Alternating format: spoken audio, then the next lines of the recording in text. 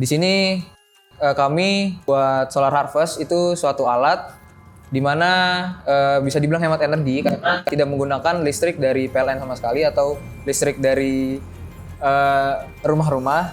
Ya mungkin untuk tantangannya itu ada di yang paling terlihat itu mungkin di bagian manajemen timnya ya. Kalau menggunakan PLTS biasa itu kita seperti hanya mesin yang bekerja sendiri gitu mas. Kita tidak bisa mengontrol secara otomatis gitu. Justru kita sangat mengalokasikan dananya itu ke alat-alatnya. Jadi kita kayak tidak peduli alatnya itu semahal apa, tapi tetap kita beli gitu. Tapi kita melupakan hal-hal yang lain kayak transportasi panitia, konsumsi panitia seperti itu. Oke.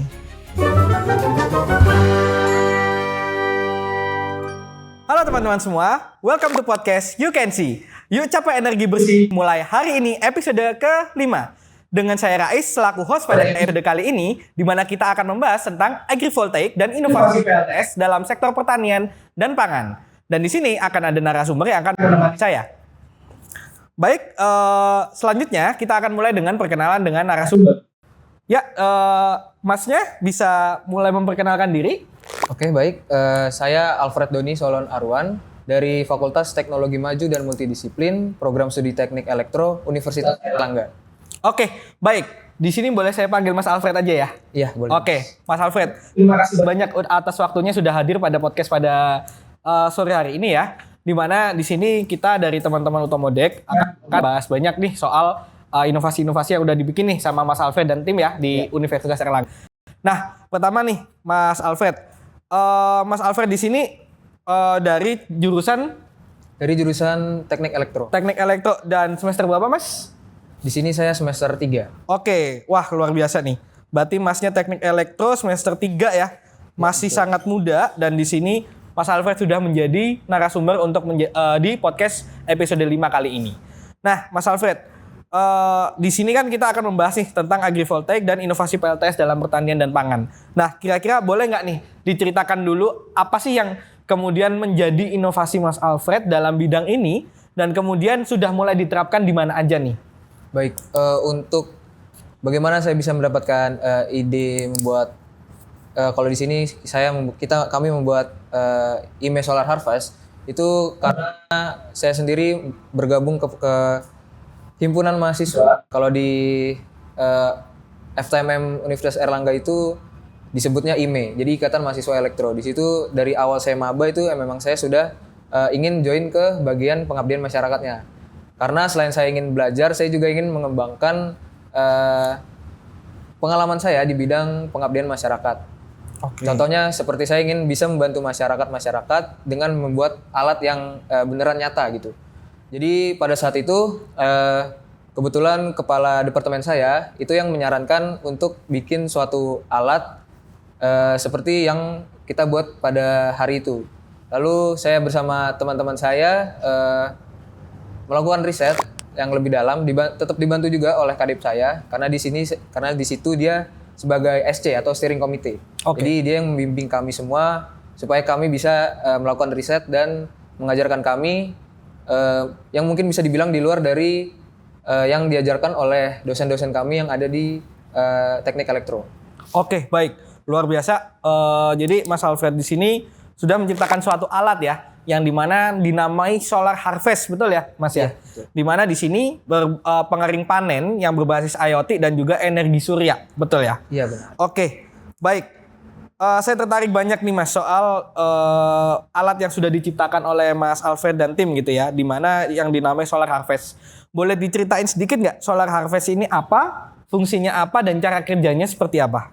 Oke, mungkin seperti namanya, Solar Harvest itu diambil dari harvest. Harvest itu berarti pemanenan. Di sini kita mungkin langsung bisa membandingkan aja kayak harvest biasa atau bisa kita sebut sebagai cara panen konvensional, dan solar harvest itu cara panen yang digabungkan dengan teknologi solar atau teknologi matahari.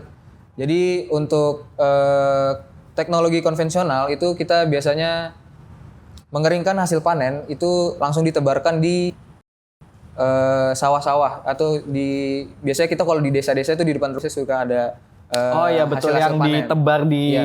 Oke. Itu menggunakan matahari langsung. Mm-mm. Di sini kami buat solar harvest itu suatu alat di mana bisa dibilang hemat energi karena tidak menggunakan listrik dari PLN sama sekali atau listrik dari rumah-rumah, tapi menggunakan listrik dari panel surya seperti itu. Oke. Berarti Mas Alfred dan tim di sini menciptakan alat yang kemudian bisa membantu pengeringan hasil panen, tapi menggunakan listrik dari PLTS, betul ya Mas ya? Ya betul. Oke. Kira-kira boleh nggak nih Mas diceritain kalau alatnya ini itu kapabilitasnya seperti apa? Maksudnya apa, bagaimana kemudian dia cara kerjanya, kemudian dia bisa kurang lebih daya tampungnya sebanyak apa kayak gitu.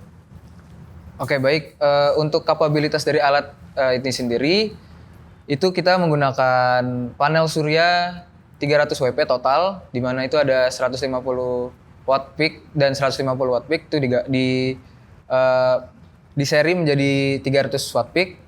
Kemudian kita juga menggunakan teknologi IoT, di mana nanti ada aplikasi supaya kita bisa memonitoring berapa suhu yang ada di dalam alat itu dan berapa baterai yang ada berapa baterai yang tersisa di apa sebutannya panel boxnya seperti itu. Berarti pemanfaatan IoT-nya tadi adalah untuk monitoring dari suhu ya, dari sensor yang ada di dalamnya. Ya. Kemudian juga untuk monitoring dari baterainya, gitu ya? Ya betul. Ada lagi nggak untuk dari IoT-nya? Sama untuk sensor suhu itu, misalkan suhunya itu di atas 30 derajat, itu nanti heaternya itu akan mati dan kipas-kipasnya itu yang ada di dalam itu mengambil udara dari luar supaya bisa masuk. Oke. Tapi jika suhunya di bawah 30 derajat, itu heaternya akan nyala dan kipas akan mempertahankan suhu yang ada di dalam alat tersebut. Oke. Kenapa nih Mas kok suhunya harus 30 derajat? Apakah suhu 30 derajat itu yang digunakan untuk pengeringan? Ya karena di Indonesia sendiri kurang lebih 30 derajat Celcius itu sudah sangat panas ya. Jadi kalau misalkan 30 derajat kita bisa menggunakan udara yang dari luar untuk masuk ke dalam alat. Oh oke. Berarti monitoring untuk suhunya adalah untuk di dalam dan di luar? Atau di dalam aja? Hanya di dalam saja. Hanya di dalam saja ya. Oke. Terus untuk daya tampungnya nih Mas dari alatnya, kira itu sampai berapa kilo atau kintal mungkin? Untuk daya tampungnya itu kurang lebih 2 kuintal. 2 kintal? Ya. Oke, cukup banyak berarti ya? Ya, betul. Oke. Kalau boleh tahu sebesar apa nih Mas alatnya nih Mas? Mungkin berapa meter kali berapa meter? Itu seingat saya 2 kali 1 meter. 2 kali 1 meter ya? Iya. Apakah bentuknya tabung atau kotak atau bagaimana Mas? Bentuknya persegi panjang. Oh segi panjang ya? Berarti mungkin lebih mirip kayak apa ya yang bentuknya persegi panjang? Kayak toaster roti mungkin? Iya, tapi di atasnya dia ada segitiga seperti itu. Oh segitiga, berarti seperti atap gitu ya? Atau Iya, gimana? atap. Oh I see. Wah menarik nih berarti ya. Dari timnya Mas Alfred ya, itu menciptakan suatu alat yang dimana di sini digunakan untuk pengeringan padi, betul ya Mas ya? Iya, betul. Pengeringan padi yang sudah dipanen, di mana di sini memanfaatkan energi dari PLTS. Di mana kemudian juga memanfaatkan IoT Mas ya? Di mana IoT-nya digunakan untuk monitoring suhu dan juga baterainya gitu ya. Di mana nanti juga ketika suhunya misalkan lebih dari 30 derajat maka heaternya akan mati, betul ya? Iya, betul. Oke, dan kipasnya akan mempertahankan suhu tersebut. Iya. Gitu. Oke. Latar belakangnya apa sih Mas kok mau bikin alat seperti ini? Maksudnya spesifik banget untuk pengeringan pangan khususnya padi gitu. Oke, kalau untuk alasannya itu karena kita dari program studi teknik elektro dan kita ingin mengembangkan suatu desa dengan teknologi terbarukan, itu kalau dari saya kita harus tahu di suatu desa itu lebih memerlukan apa. Kita nggak bisa ngasih sesuatu yang kita udah punya ke desa tersebut, tapi kita harus tahu desa itu butuh apa, baru kita yang membuat suatu alat supaya desa itu bisa terbantu oleh kita. Oke, berarti berdasarkan kebutuhan ya? Iya, betul. Oke. Kalau boleh tahu nih Mas, ini diterapkan di mana nih Mas alatnya? Untuk alat ini kemarin itu baru kita buat di Jombang. Jombang. Di Desa Wangkal Kepuh. Desa Kepuh. Wangkal Kepuh. Ya. Oke, Kabupaten Jombang ya. Ya. Sudah bikin berapa alat nih Mas? Kemarin itu baru satu saja. Baru satu? Iya. Sudah dicoba dan diaplikasikan berarti ya? Sudah. Oke. Nah, kalau gitu karena udah dicoba nih Mas, saya juga pengen tahu sebenarnya. Gimana sih tanggapan warga desa terhadap adanya alat itu? Tanggapan warga desa saat itu cukup baik ya, cukup terbantu. Tapi ada beberapa warga juga yang berkomentar karena masih ada beberapa kurangnya lah dari produk yang kita buat ini. Oke. Kalau boleh tahu apa nih Mas waktu itu yang mungkin feedback ya, masukan dari warga desa terhadap alat itu gitu? Ya, mungkin feedback dari warga desa yang bisa kita jadikan evaluasi juga buat kita. Itu dari bentuk alatnya, itu yang harusnya segitiga itu dikomentari lebih baik dia berbentuk seperti lonjong seperti ini. Lonjong ya, Iya. oke. Karena ketika dia dikeringkan, ya air-air itu kan nanti akan menguap. Jadi di atasnya itu akan menempel tetesan-tetesan air. Oh. Jadi lebih baik dia dibuat seperti ini bentuknya, supaya airnya itu nanti bisa turun ke bawah dan di bawahnya itu nanti dikasih rongga untuk airnya turun. Oh, oke. Kalau misalkan dia bentuknya segitiga, dia nanti akan terkumpul hanya di atasnya saja dan bisa jatuh lagi gitu airnya. Malah nggak mengeringkan ya Mas ya? Iya. Malah jadinya basah lagi ya, oke. Ada lagi nggak Mas feedbacknya? Kurang lebih hanya itu sih. Hanya itu ya? Berarti sudah sempat di trial dan warga desa bisa dibilang terbantu ya, tapi mungkin belum sempurna lah ya sebutannya ya. Oke, wah menarik nih. Berarti nih dari teman-teman semua yang menonton podcast ini gitu ya, dari inovasi yang udah dibikin oleh Mas Alfred dan timnya gitu ya, itu adalah gimana kemudian mereka memanfaatkan gitu ya energi bersih dari PLTS untuk bisa diaplikasikan dalam kehidupan sehari-hari, atau dalam hal ini adalah untuk mengeringkan padi gitu ya, sehingga pengeringan padi yang dilakukan oleh alat ini itu sudah bisa menggunakan energi bersih yang dihasilkan oleh PLTS. Oke, kita lanjut juga nih Mas. Berarti apa sih Mas hal unik yang waktu Mas Alfred mengerjakan alat dengan timnya gitu ya? Hal unik apa sih yang ditemukan gitu? Apakah kemudian semuanya ada hal-hal baru yang Masnya pelajarin, atau sebenarnya semuanya udah disiapin oleh dosen, terus kemudian belajar hal-hal yang tidak pernah dilakukan sebelumnya gitu? Oke, untuk hal-hal unik itu menurut saya banyak ya. Karena saya juga masih, saat kita mengerjakan itu masih di semester 2 akhir. Oke. Terus di situ juga kebanyakan dari staff-staffnya itu satu angkatan dengan saya. Kemudian juga cutting-cutting di semester 3. Dan ibaratnya kita masih mungkin bisa dibilang nol lah untuk pengetahuan di bidang renewable energy, apalagi di solar panelnya itu. Tapi dari SC atau dari kadip saya itu yang membantu kita semua dan mengajarkan kita semua tentang solar panel itu sendiri. Kayak di awal tuh mungkin saya sendiri tuh hanya tahu solar panel yang disambungkan ke berbagai perangkat elektronik terus kemudian bisa nyala. Tapi dari project ini kita semua bisa belajar kalau ternyata tidak semudah itu. Kalau ternyata dari solar panel itu masih harus disambungkan lagi ke yang namanya solar SCC gitu, solar charge control, atau juga harus disambungkan ke inverter untuk mengubah listrik DC ke AC. Terus dari solar charge controller itu bisa disambungkan ke beban atau ke baterai. Dari situ juga ya intinya kita banyak belajar dari project yang kita buat di Pengmas ini. Oke, kalau boleh tahu juga nih Mas Alfred ya, berapa orang sih yang terlibat dalam pengerjaan proyek ini? Oke, untuk berapa orang yang terlibat itu dari tim internal staff Pengmasnya itu ada 10 orang. Oke. Terus juga kita membuka open recruitment kepada mahasiswa teknik elektro, tetapi tetap diutamakan ke angkatan di atas kita karena ini juga sebagai program konversi KKN dari SDGs. Jadi kurang lebih total itu ada 30 orang yang ikut 30 ya? Project ini. Oke. Dan 30 orang ini semuanya sama-sama berlatar di elektro semua? Iya, atau betul. Multidisiplin? Enggak, elektro semua ya? Karena ini dari himpunan mahasiswa, jadi ya dari teknik elektro semua ya? Oke, luar biasa nih. Berarti dari 30 orang kemudian menciptakan satu alat dan ya semuanya satu background ya.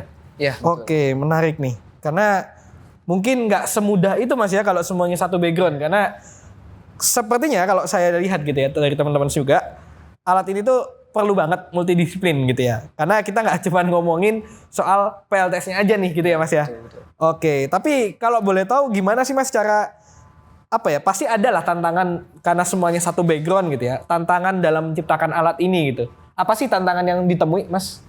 Ya mungkin untuk tantangannya itu ada di yang paling terlihat itu mungkin di bagian manajemen timnya ya.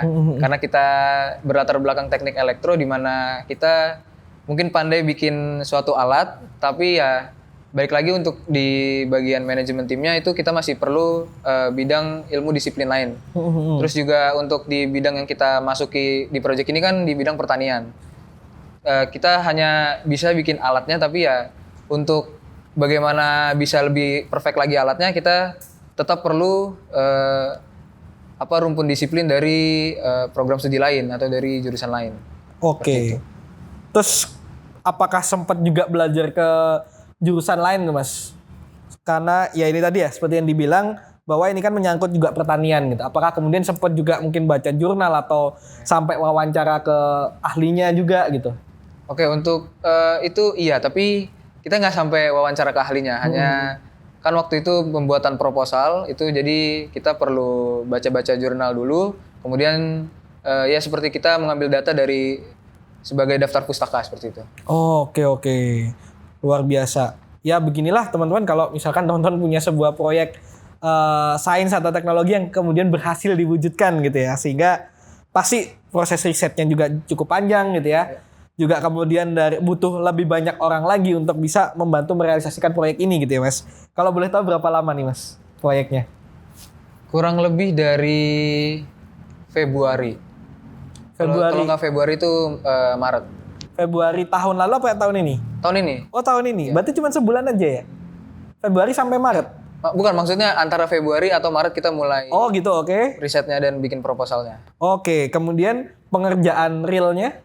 Sampai Juni yang kemarin itu. Juni, oke. Sorry, Juli awal. Juli awal ya, berarti ya kurang lebih April, Mei, Juni, Juli, sekitar 3-4 bulan lah ya, mungkin ya. Oke. Waktu yang dibutuhkan adalah 3-4 bulan. Oke. Luar biasa nih. Wah, sepertinya anak-anak muda sekarang sangat tertarik gitu ya teman-teman untuk bisa merealisasikan ide-ide mereka yang sering kali gitu ya dipandang remeh oleh banyak orang kayak gitu. Oke. Nah, kita mau ngomongin di IoT-nya nih Mas gitu ya. Apa sih manfaatnya pakai IoT dibandingkan pakai PLTS biasa Mas? Oke, baik. Untuk kalau menggunakan PLTS biasa itu kita seperti hanya mesin yang bekerja sendiri gitu Mas. Kita tidak bisa mengontrol secara otomatis gitu. Jadi kan IoT itu dibuat supaya kita bisa lebih optimal lagi dalam melakukan suatu tugas atau dalam di sini contohnya supaya kita bisa monitoring, terus juga bisa otomatis seperti itu. Oke. Bisa lebih mudah juga kita. Berarti tidak hanya sekedar monitoring tapi juga bisa mengontrol gitu ya? Iya. Oke. Nah, kalau dalam hal ini tadi nih Mas, dalam alatnya, apa sih hal yang bisa dikontrol lewat IoT? Kalau dalam alatnya ini dari kipasnya itu Mas dan heaternya. Jadi ketika suhu di sensornya itu di atas 30 derajat seperti yang tadi saya bilang, maka kipasnya itu heaternya itu bisa mati dan kipasnya mempertahankan suhu yang ada di dalam alat tersebut. Oke, tapi apakah ada fitur di mana ketika Masnya mungkin membuka gitu ya monitornya, oh saya pengen nyalakan manual nih atau saya mau turn on off mesinnya dan sebagainya gitu? Oh, untuk fitur seperti itu tidak kita gunakan di project ini. Oke, berarti pure automatic ya? Ya. Oke, berdasarkan pembacaan sensor gitu ya? Oke. Kemudian nyala matinya manual berarti ya? Tidak melalui IoT-nya? Iya, untuk nyala matinya itu masih manual. Oke, siap. Terus kira-kira nih Mas, kalau menurut dari Masnya yang udah, ya ini kan di bidang pertanian ya, meskipun spesifik di teknis gitu ya, di teknik elektro gitu ya. Kira-kira pemanfaatan IoT ini bisa jadi game changer nggak sih Mas? Untuk di dunia pertanian dan dunia pangan gitu? Kalau menurut saya sendiri bisa sih Mas, karena apalagi di era digital seperti ini kita juga eh, ingin sesuatu tuh bisa dilakukan secara otomatis. Cuma yang menjadi tantangan adalah kalau kita ingin di bidang pertanian, ibaratnya kalau di Indonesia ini biasanya yang bekerja di bidang pertanian ini kan masih orang tua. Jadi juga kalau misalkan kita ingin memperkenalkan suatu teknologi baru ke mereka, yang jadi tantangan adalah mereka masih banyak yang gaptek ke teknologi. Jadi walaupun kita misalkan bikin suatu teknologi yang bisa otomatis, tetapi kalau misalkan yang menjaga atau yang mengatur alat itu tidak paham dari teknologi tersebut, maka ya sama aja teknologinya akan terbengkalai seperti itu. Hanya akan menjadi sampah. Berarti sebenarnya bisa menjadi game changer gitu ya. Cuman yang menjadi tantangan adalah usernya gitu ya. Iya, usernya yang ya bisa dibilang mungkin belum terlalu melek teknologi gitu ya. Dikarenakan sudah mungkin terlalu tua, ya beda generasi dengan kita-kita gitu ya. Ya. Oke, tapi kira-kira nih Mas, kalau Masnya punya kesempatan nih untuk menjadi seorang petani yang memanfaatkan IoT, apakah Masnya juga mau? Mungkin kalau itu bisa dipikirkan lagi nanti ya. Karena saya lebih suka membantu orang gitu. Bukan menjadi satu pekerjanya gitu. Oke, berarti tidak spesifik untuk menjadi pelaku di situ gitu ya. Oke, tapi ya gimana Mas Alfred kemudian lebih tertarik untuk bisa membantu di sisi pemanfaatan teknologinya gitu ya. Betul. Oke, siap. Ya, luar biasa ya dari Mas Alfred gitu ya. Gimana kemudian Mas Alfred di sini gitu ya bisa tertarik gitu ya untuk kemudian ke depannya bisa membantu pemanfaatan teknologi khususnya di IoT kayak gitu. Terus kalau kita ngomongin pertanian lagi nih Mas. Sebenarnya apa sih kelebihan kalau ya menurut Masnya yang sempat belajar pertanian sedikit ya gitu ya. Tapi ada nggak kelebihan kalau Indonesia itu negara tropis yang punya 2 musim dibandingkan 4 musim gitu? Pastinya ada ya. Karena negara yang memiliki iklim 2 tropis itu sinar mataharinya tuh bisa lebih panas daripada negara-negara lain yang mengalami 4 iklim. Oke. Dan juga sungai-sungainya karena aliran airnya yang deras itu juga sebenarnya masih bisa kita manfaatkan di bidang pemanfaatan teknologi terbarukan ya, gitu seperti itu. Cuma untuk di project ini memang kita hanya menggunakan teknologi sinar matahari saja karena di daerah Jombang sendiri saat musim kemarau itu mataharinya sangat terik seperti itu. Oke, tapi kalau dibandingin nih Mas ya dari alatnya ini gitu ya, yang dimana di sini kan bisa membantu ya untuk mengeringkan. Kalau dibandingkan ketika pemanfaatan di musim kemarau gitu ya, apakah panasnya bisa mencukupi Mas? Dengan misalkan kalau di kemarau sebenarnya ini bisa kering lebih cepat nih, tapi kalau pakai alat itu apakah bisa kering lebih cepat atau gimana nih? Atau sama dengan kalau dikeringkan biasa? Oke, untuk itu kita belum mencoba secara realnya, tapi sesuai yang sudah kita coba dan kita rasakan itu kemungkinan alatnya akan sama seperti saat musim kemarau yang kemarin itu, yang panas itu. Jadi walaupun dia sedang mendung juga atau kemarau yang sebentar itu tetap akan sama seperti kemarau yang panas atau yang saat kita coba kemarin tuh. Oke, karena kalau misalkan saya coba kita dari alatnya dan kemudian dari penjelasannya tadi, mungkin akan lebih apa ya? Bisa dibilang akan lebih cocok dipakainya sebenarnya ketika musim hujan ya. Iya. Karena kalau hujan kan matahari nggak menentu gitu ya, sehingga ya bisa terbantu lah dengan alat ini. Tapi apakah ketika tadi musim kemarau itu yang kemudian perlu dites lebih lanjut gitu ya? Apakah mungkin lebih efektif dan efisien gitu ya? Oke, siap. Luar biasa. Berarti alat ini ya bisa membantu minimal di setengah tahun ya Mas ya untuk di musim hujan kayak gitu. Terus kalau kita ngomongin tantangan dalam IoT secara spesifik nih Mas ya. Apa sih tantangannya Mas dalam ya penerapan IoT secara keseluruhan ya, tidak hanya di bidang pertanian aja gitu? Karena saya juga baru mungkin sedikit lebih paham lah tentang IoT ini. Mungkin kalau menurut saya di bidang IoT ini masih banyak yang masih bisa kita kembangkan lagi. Terus juga untuk kesulitannya di bidang IoT, maksudnya kesulitan di bidang kita mempelajari atau seperti apa nih? Iya, salah satu.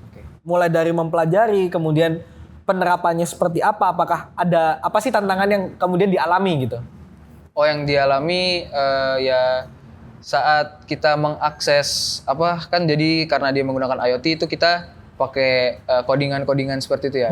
Jadi waktu itu pernah saat kita ingin mengcoding di IoT-nya, kita masih suka gagal-gagal gitu. Kayak beberapa kali gagal, itu juga yang memperhambat proses kita. Tapi ya segala cara dengan berbagai intinya dengan berbagai beberapa cara itu akhirnya kita bisa juga dan bantuan cutting-cutting lagi sih sebenarnya. Oke, berarti saat proses belajar dan juga penerapannya gitu ya. Oke, berarti kan masalah ilmunya ya gitu ya. Ada lagi nggak Mas? Mungkin ya masalah biaya atau masalah dalam aplikasi atau seperti apa gitu? Oke, untuk masalah biaya kita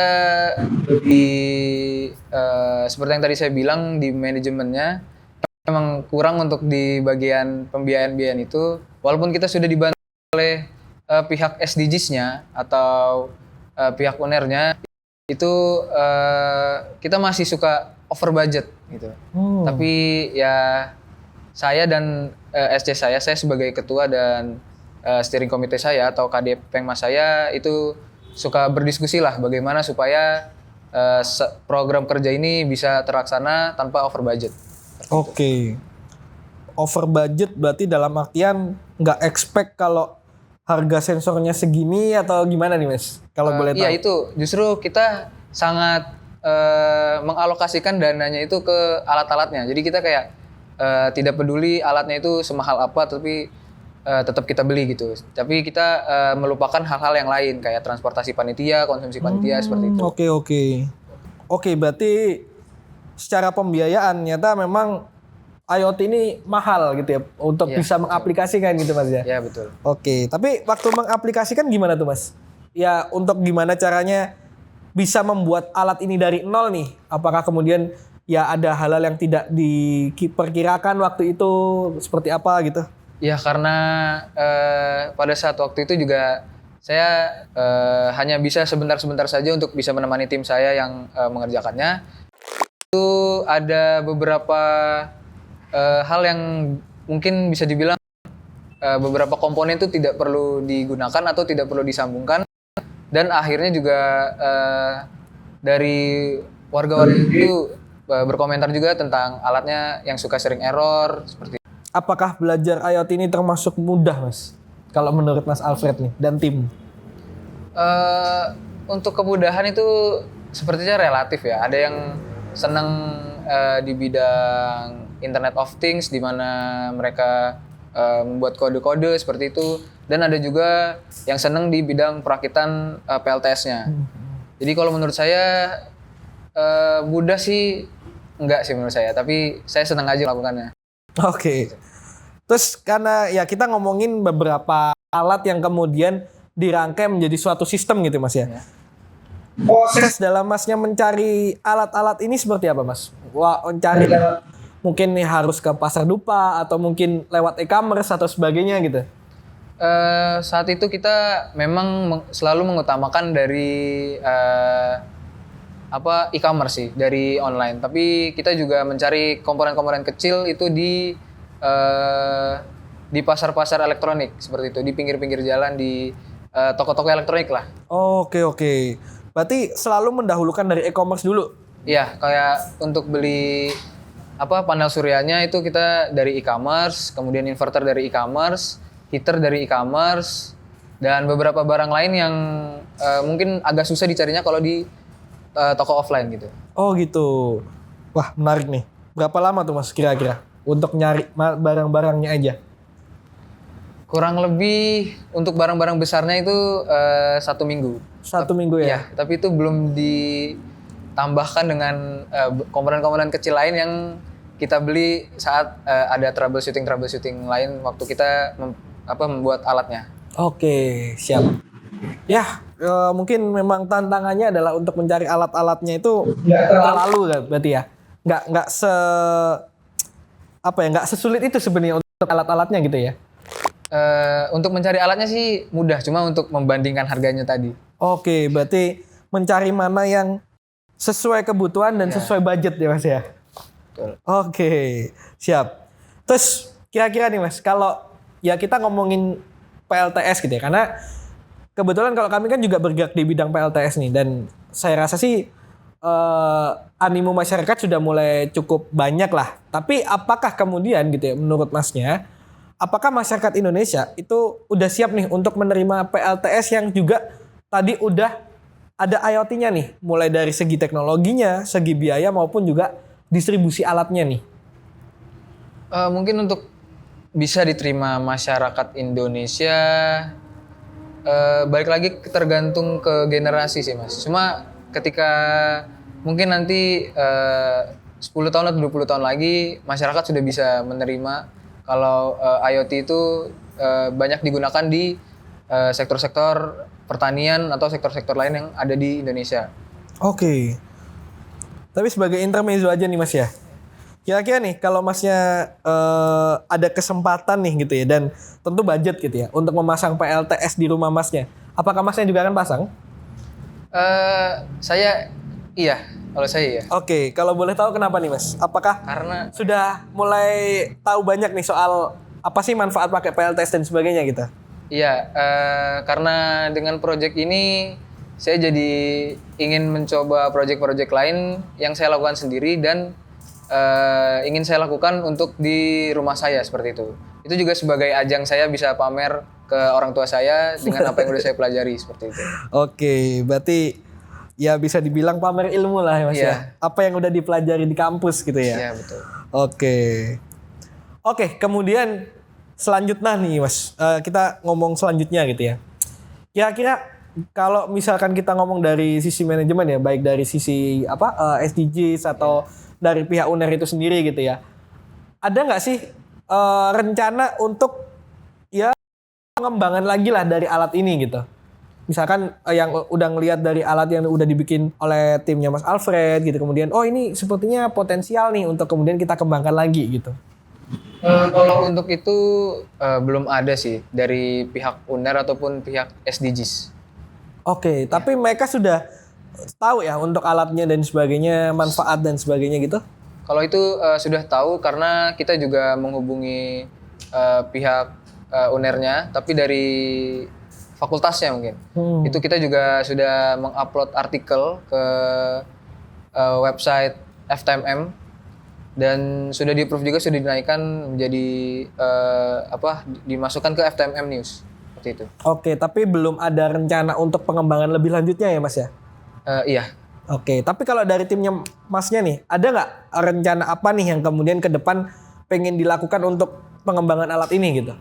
Kalau dari saya sendiri sih pasti ada ya. Saya ingin mengembangkan produk yang telah kami buat itu. Kemudian juga mungkin di program selanjutnya kita ingin membuat suatu proyek yang baru lagi untuk masyarakat desa. Seperti itu. Oke, berarti tidak spesifik untuk alat ini aja, tapi gimana caranya tetap bisa mengembangkan alat untuk masyarakat desa gitu ya Mas ya? Oke. Terus kira-kira nih Mas, kalau misalkan kita ngomongin solar harvest-nya gitu ya, dan ya tadi dengan banyaknya penerapan yang bisa dilakukan di lahan pertanian, di mungkin spesifiknya masih di Jombang Mas ya, tapi siapa tahu nih ada kesempatan gitu ya untuk bisa digunakan di tempat lain gitu ya. Kira-kira dukungan kayak apa sih Mas yang Mas butuhkan gitu ya untuk bisa mengembangkan alat ini lebih bagus ya, lebih bermanfaat gitu ya? Apa sih dukungan yang dibutuhkan? Oke, mungkin untuk menurut saya sendiri dukungan yang dibutuhkan itu lebih ke dukungan dari para dosen-dosen kami sih. Jadi mungkin kita bisa lebih dibimbing lagi, seperti mungkin bisa diikutkan ke dalam riset-riset dosen gitu supaya kita juga bisa belajar lebih baik lagi dan bisa menerapkan ilmu-ilmu yang telah kami terima dari dosen ke pengabdian masyarakat. Kemudian untuk dukungan-dukungan lain sih ya, kalau sejauh ini saya berikan adalah dukungan itu saja sih Mas. Sama mungkin dukungan dari eh, warga-warga desa yang kita datangi untuk melakukan pengabdian masyarakat, terus juga dukungan-dukungan moral dari teman-teman semua seperti itu. Oke, berarti lebih banyak dukungannya yang sebenarnya adalah dukungan secara moral dan risetnya gitu ya. Ya, betul. Oke. Karena ya menurut saya gitu ya, secara pribadi bahwa alat ini tuh masih punya potensial sih gitu ya. Tapi tentu nggak bisa dilakukan sendiri ya Mas ya. Tentu akan tetap butuh untuk dukungan-dukungan gitu ya. Nah, kemudian nih kira-kira kalau misalkan gitu Mas ya, ada potensi untuk kerjasama dengan kami nih di Utomo Solar yang juga bergerak di bidang PLTS. Kira-kira apa sih Mas hal yang bisa dikolaborasikan dengan kami gitu? Mungkin kita untuk berkolaborasi itu bisa seperti yang tadi saya bilang, kita bisa berkolaborasi untuk bisa mengembangkan produk yang sudah jadi atau seperti proyek kami yang kemarin, ataupun bisa kami libatkan di proyek-proyek selanjutnya yang juga mengandalkan teknologi surya dan juga IoT seperti itu. Oke, berarti lebih ke spesifik untuk di PLTS dan IoT-nya gitu ya? Iya. Oke. Kita lanjut nih Mas. Kalau misalkan nih Mas, dari pemerintah kemudian melihat bahwa alat solar harvest ini gitu ya, itu berpotensi untuk didukung. Nah, kalau dari Masnya kira-kira berekspektasi apa nih dukungan yang bisa diberikan oleh pemerintah kita gitu? Kalau untuk itu mungkin bisa membantu kita dari mungkin gak jauh-jauh dari bantuan dana seperti itu, karena tanpa dana juga kita juga menyesuaikan dengan dana gitu loh. Terus juga mungkin bisa membantu kita dari segi tenaga kerja dan mungkin membantu kita dari segi dokumentasinya gitu. Maksudnya kita bisa lebih meluaskan lagi nama Teknik Elektro Universitas Erlangganya seperti itu. Oke. Berarti salah satu hal yang penting adalah dana ya Mas ya. Iya. Oke, karena kalau tanpa dana ya nggak akan bisa jalan jelas gitu ya. Oke. Terus kira-kira nih Mas, kan udah sempat belajar sedikit soal PLTS nih. Kira-kira udah kebayang inovasi apa sih Mas yang hal lain yang berhubungan dengan PLTS yang ya mungkin bisa lah untuk mendukung gimana caranya Indonesia bisa makin bergerak ke arah energi yang terbarukan dan lebih hijau Mas?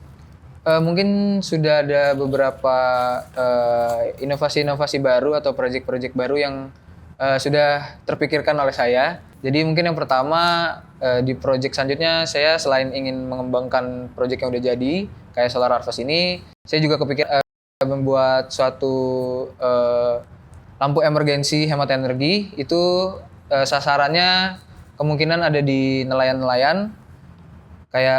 Karena nelayan-nelayan itu kan pasti butuh penerangan, jadi saya berencana bikin lampu emergensi yang bisa mereka bawa saat mereka berlayar. Oke. Terus juga bisa sebagai solar irrigation, itu yang irigasi dengan menggunakan PLTS, dan juga mungkin kurang lebih baru itu saja sih. Oke. Lampu emergency dan solar irrigation gitu ya. Oke, tapi ini baru riset ya, belum sempat dicoba untuk proof of konsepnya seperti apa gitu ya. Oke, wah menarik nih. Kira-kira kapan nih Mas mau direalisasikan nih? Mungkin tahun berikutnya ya, tahun depan. Oke, tahun depan. Oke, baik teman-teman. Kita baru ngobrol banyak nih ya dengan Mas Alfred, dan mungkin kami berterima kasih banyak ya kepada Mas Alfred dan tim yang kemudian juga berkenan untuk bisa hadir ke dalam podcast kami gitu ya. Dan besar harapan kami Mas ya sebagai masyarakat juga nih gitu ya. Bagaimana kemudian alat solar harvest ini bisa terus dikembangkan gitu ya, dan tentunya bisa membantu pengembangan dunia pertanian di Indonesia gitu. Karena saya rasa banyak sekali hal-hal yang kemudian bisa untuk dikembangkan lebih lanjut gitu ya di dunia pertanian, dan semoga baik Masnya maupun timnya atau kemudian dari teman-teman di Universitas Erlangga juga, khususnya mungkin di prodinya Masnya gitu ya, untuk bisa terus melanjutkan riset-riset serupa supaya kita semua juga padanya bisa melihat bagaimana Indonesia bisa beralih ke energi yang lebih bersih gitu ya. Betul. Oke, terima kasih banyak kepada Mas Alfred dan tim sudah hadir pada podcast episode kali ini. Dan saya juga berterima kasih banyak kepada teman-teman semua yang sudah berusaha untuk menyiapkan episode kali ini dengan baik. Jadi akan saya tutup dan saya selaku host berterima kasih banyak dan selamat sore.